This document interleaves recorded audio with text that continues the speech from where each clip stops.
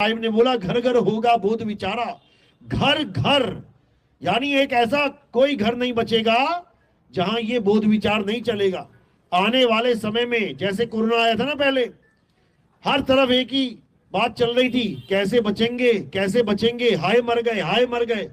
किसी को याद नहीं आ रहा था कि मेरी सैलरी क्यों नहीं बढ़ रही है, किसी को याद नहीं आ रहा था मेरी दुकान क्यों नहीं चल रही है, किसी को याद नहीं आ रहा था मेरा प्लॉट किस भाई ने कब्जा कर लिया क्यों नहीं छोड़ रहा है।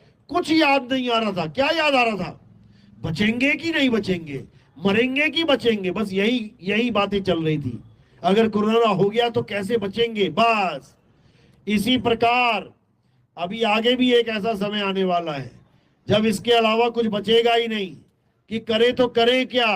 और उस समय ये सत्संग हर घर में बजेगा, गांव गांव में बजेगा, हर सत्संग घर घर में सुनाई देगा। लोग कान बंद करेंगे तो पड़ोसी और आवाज तेज कर देगा। ऐसा समय आएगा जो नहीं सुनना चाहता उसको भी सुनना पड़ेगा। ये ऐसा सत्संग, ऐसा समय आ चुका है। ये कलयुग में सतयुग आके रहेगा, इसको कोई रोक नहीं सकता। याद रखना इस बात को।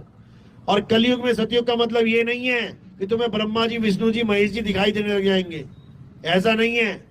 कलयुग में सतयुग का मतलब है कि इस अन्याय के युग में, इस घोर कलयुग में, इस असत्य के युग में तुम्हें सत्य का ज्ञान हो जाएगा। और जिसको सत्य का बोध होता जाएगा वो कलयुग में सतयुग में आता जाएगा। वो कलयुग में रहता रहता सतयुग में रहेगा, वो सतयुग में ही जीवन जी रहा होगा।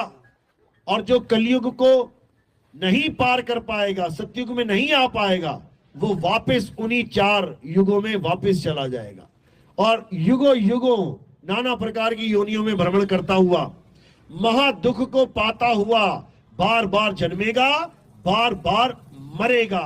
इसमें कोई शक नहीं है। तो अगर इन चीजों से बचना है, बार बार जन्म मरण से बचना है, तो क्या करना है? कबीर साहब समझाते हैं। अरे बस जन्म मरण से बचना है तो क्या करना है? कबीर साहब समझाते हैं।